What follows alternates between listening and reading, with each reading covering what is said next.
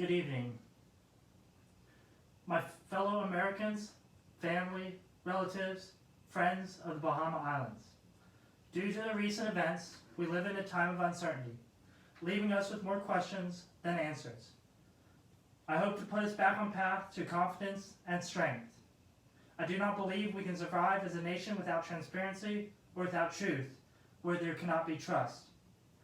As a citizen, I assure you that I will be honest, open on all matters, regardless of how the truth reflects upon me. Earlier this week, we all know that a Category 5 hurricane wiped out the Bahama Islands, leaving destruction, disbelief, and sadness between the United States citizens and the families of the Bahamas.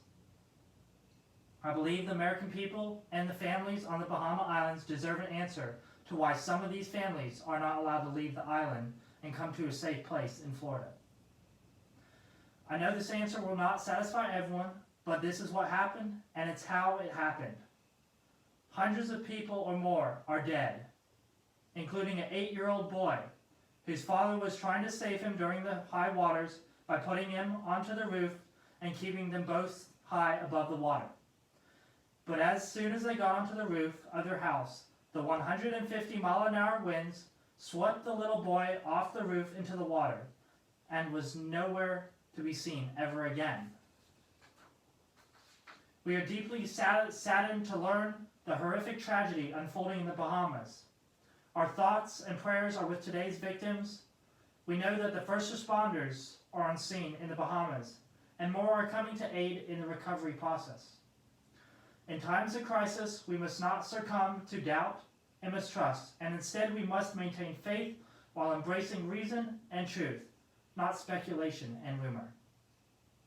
Again, we can only attain this through transparency and our beliefs. Believe me, I know what the American people and the families of the Bahamas have been feeling.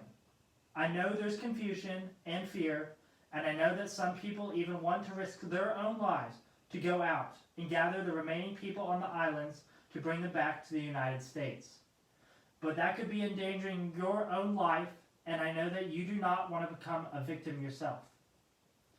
The Bahama families, friends, relatives, and the American people must now make the most important decision they have had in generations.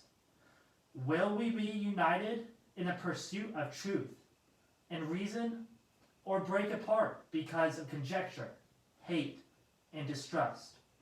I trust this nation, my nation, to make the right choice.